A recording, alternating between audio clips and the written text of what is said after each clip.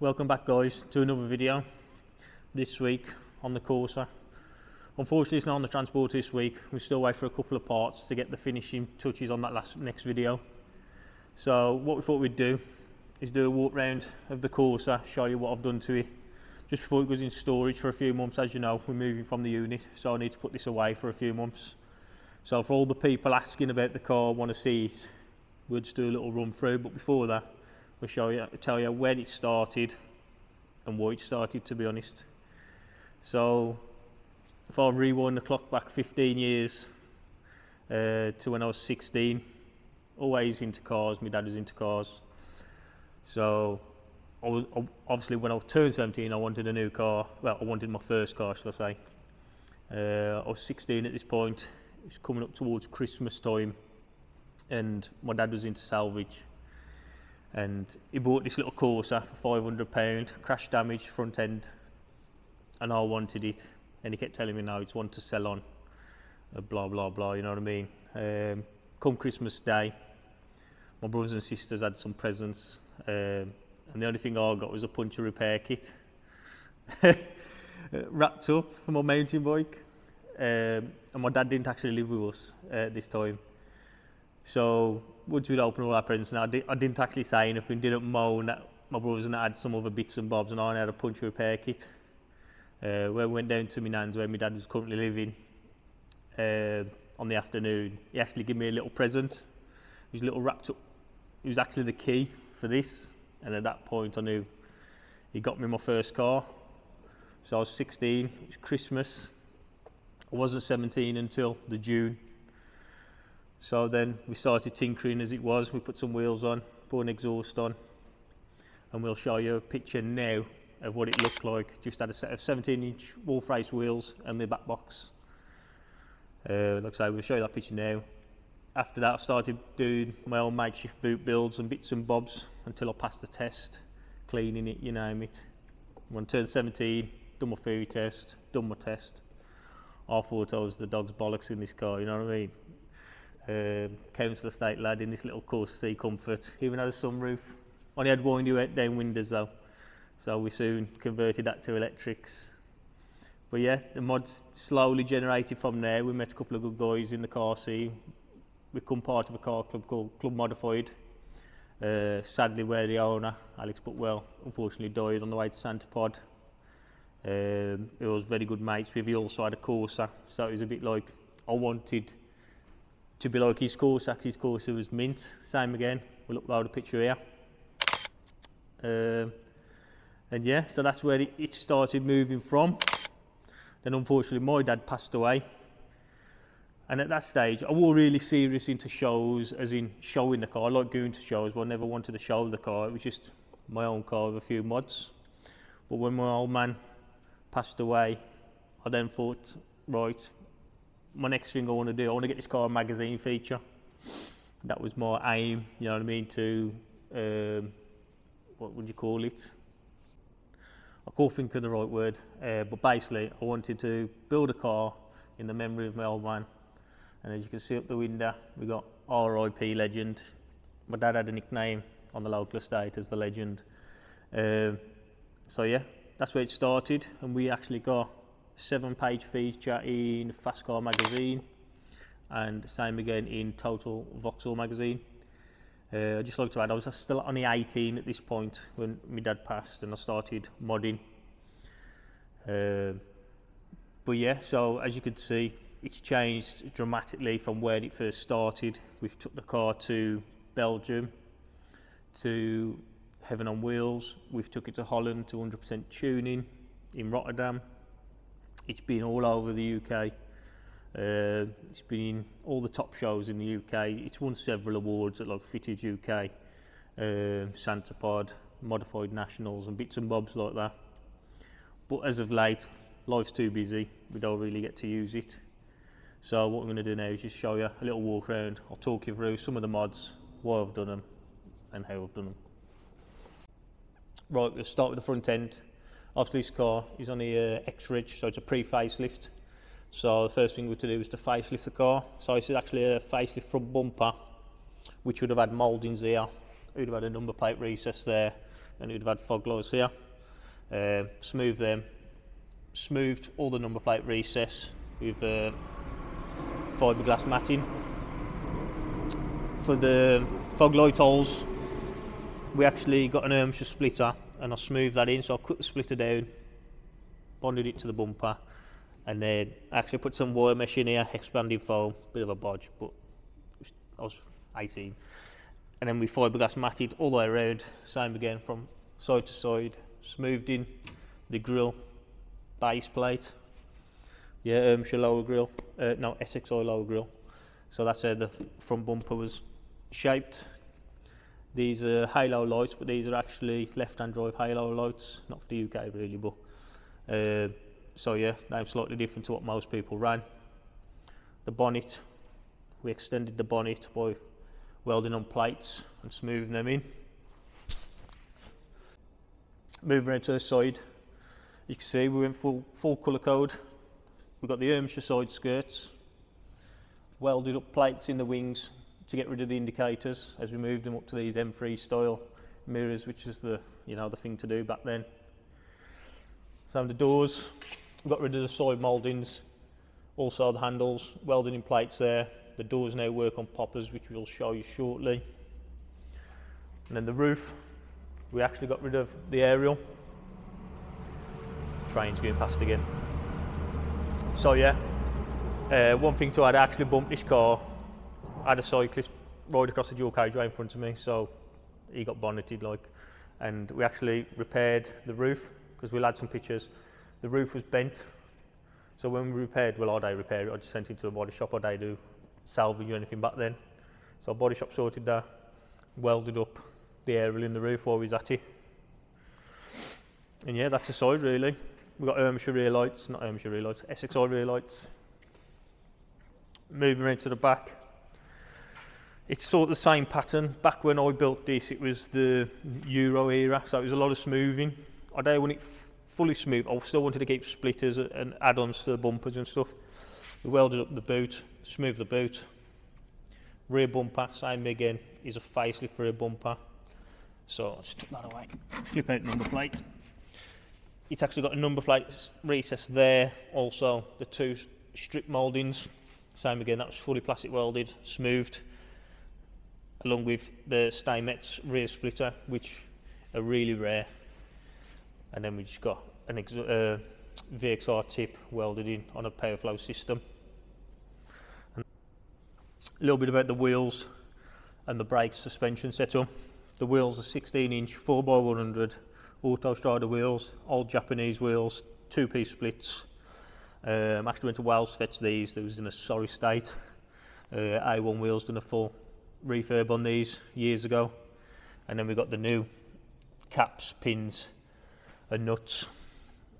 Brakes, they're actually off a 1.8 SRI with drilled and grooved discs. I just kept my 1.2B welded on the brackets, bolted on the hubs, because this actually had drums on the rear. So the front, bigger upgrade on the front and the disc conversion on the back. And then for suspension, it's actually got Braven air struts, and then it's got a cheap Chinese VU4 switch paddle system with dual V-air compressors, and the tank is in the spare wheel well. Alright, so here's the fob for the doors. I recently had to do these because the old ones seized up. So this car has actually been fully built like this since 2017, apart from the audio and new poppers. For this year we changed up the audio, which we'll show you. But because it sat so long, the poppers had seized up, so I've just recently fitted all brand new poppers on it. And it's literally doors on one side and the other doors the other. And that's as simple as that. Forgot to mention, the colour of this car now is liquid yellow. I don't think it's got quite as much like that greeny tinge as the liquid yellow, but that was the paint code we went for. Liquid yellow. The car started out as blue, breeze blue. We had it over the changes painted several times in the blue, so we took it right back to paint it the yellow. But what we're going to do, at the end of the video, we'll upload a little bit of a slideshow of several pictures of the transformations, etc. So yeah, make sure you watch it till the end. Right, let's talk a little bit about the inside. There isn't nothing not been changed, covered, trimmed, flocked, you name it. So I think we just start off with the dash. Started off a normal Corsa dash, where I actually cut out where the old clocks was. I think actually pop riveted in some metal plate back in the time, filled over it, which created the same round shape as the passenger side. We got an 11-inch tablet fitted there. Used to be an 8, we've just changed it this year to an 11. We've got a little voltage clock this side, and we've actually got the needles for the aeroid on the other side.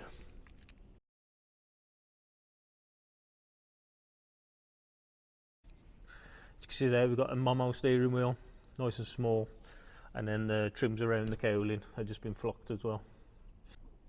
Moving on to the seats. These are actually Corsa D VXR seats, Nürburgring edition seats. All this interior in here was trimmed by Auto Retrim Craig Leaf. Sadly, Dave's passed away as well. Bloody hell, this video's about people passing away. Rest in peace, Dave. He done a really nice job back then. Probably 2016 over to 17 this was trimmed. And when I dropped all the stuff off, I actually asked him not to put the Nürburgring logo back in the seats, because everyone says, oh, you can't have been to the Nürburgring. No, we take been to the Nürburgring, but the seats was out of a Nürburgring edition car. And when I actually went to pick the interior up, he'd put it in, he actually forgot what I'd asked him. But it is what it is, they look okay. So we've got like a grey Alcantara suede in the middle, yellow stitching. Painted the backs of the seats yellow to match the car, which I think I'm going to actually get covered in the grey Alcantara or something in the near future. As for the rear seats, we've got a solid one-piece back bench rather than a split seat, and then I actually asked Dave not to put the headrests back in, so we've trimmed over where the old headrests used to go, so you see no headrest, nice and smooth. Rear quarters, actually sunk an air compressor into each quarter. Well, I didn't, Paul Kaufman did. Paul Kaufman's the audio builder I've used for all my audio stuff. He's very talented, as you can see. So yeah, they look really smart, because we had no room, we had no space left in the car. The spare wheel well's full, the boot's full, we're just running out of space. So I thought of, right, we'll put them in either side, and I think they look pretty cool, lifting up. Batteries behind the passenger seat, maybe a bit of a fire hazard. The end goal was to build a box over this section and cover it up, trim it the same so you couldn't really tell. Just never got round to that. Just disconnect it every time we park the car up for a long time. Yeah, we'll move around to the boot. Right, let's talk about the audio. This year we actually changed it. We used to be with Vibe Audio, and we was approached by Phoenix Gold, see if we were part of the team. I still had to pay for it, so it wasn't for free or anything. But I thought, yeah, the car wanted to change up anyway. So I thought, why not? So we've actually got 6.5 inch woofers in each door, PA speakers, along with 2 tweeters. Paul retrimmed the doors when he made the new pods and that himself. We just had some new handles reflocked. Let's move around to the boot. Onto the boot. So we've currently got 4 amps in the boot. The one at the back, I can't remember the actual specs, obviously all Phoenix Gold. That one's running the subs. We've got 1 of each of these ones running the 6.5s in the doors, and then the third one is running the tweeters in the doors, but also the 2 speakers which are in the tailgate, which I'll show you in a second. Moving on to the sub box, as you can see we created something what we could still seal the amps, because obviously I wanted the amps on show, but I wanted it to sound pretty decent as well. So we went for 3 8-inch subwoofers. The box is ported into each quarter, which you can see that shape, it's got like a diamond cut sign shape, so it goes straight down to the bottom of the seat, but goes that way, so that creates enough space. The box could have probably wanted to be a little bit bigger, obviously to maximise the subs, but to be fair, it sounds pretty good. But like I said, I wanted to keep the amps on show, and all my last builds, the amps was running across the front of the box, and I don't want to do that same kind of build again. So I think Paul come up with some pretty good there. And yeah, that's the boot. I'm going to show you these speakers in the tailgate. I'm just going to get some longer boot struts, because I actually put shorter ones on back in the day, but now I want longer ones to get the tailgate up, so when we're playing at shows, the sound's going straight out rather than down at the boot. A couple of little finishing touches we forgot to mention. Had custom made floor mats done by Dave as well, just to match the seats when we match shows. And then you got the Tigger boomerangs, which are colour coded to the car, and then just some Alcantara gaiters. Right, for the engine bay, it's starting to look a bit sorry for itself, to be honest. It's been stood for, what, 8 years more or less without the engine bay being touched. No, it's not a Z-let. No, I put a Salvage engine in, which we was going to do, and then changed my mind. It is still the 1.2 engine, none to import. It done the job and it got me absolutely everywhere, no issues. So, a bit about the engine bay. I fully wired took this, well, as much as I could fully wired took it. So all the wiring loom now runs through the bulkhead and it runs across, and actually relocated the fuse box. Used to sit here, now it sits there where the battery used to sit. I fixed the audio cables running there, so we moved the fuse box from there to there, which attaches to that one, and then I've just used this little trim panel. I made a bit of perspex just to cover it all up, and obviously stop as much water as I can running onto that fuse box. And then we actually, well, I keep saying I actually smoothed all the engine bay. Yes, that's all fully smooth, painted all gloss black. Relocated the brake pipes because they used to meet and sit on top of the gearbox area there. Now, same again, they sit behind the bulkhead, and then just go to each corner. We've got a decap manifold on there, a little carbon air box, not for obviously any gains, it was just all for show. All the Samco hoses, and I think we got some from Roos Motorsport. I chromed and polished what I could back then. All the engine mounts, every bolt was done, all the caps. I even went to paint all the fan, all the cowling, every nut and bolt was done. So yeah, as boring as a 1.2 is, that's the engine. Alright guys, so that's the Cat C. It's 2000 reg, Corsa C, from Salvage to show car. Hope you liked the video. If you have, give us a thumbs up. Drop us a comment what you think of the car. I've had it nearly 16 years. Yeah, don't forget to hit that subscribe button. Next week, we'll be back onto the Transporter. Same again, I want to get a couple of consecutive videos on the Transporter. So yeah, nice one guys. See you in the next one.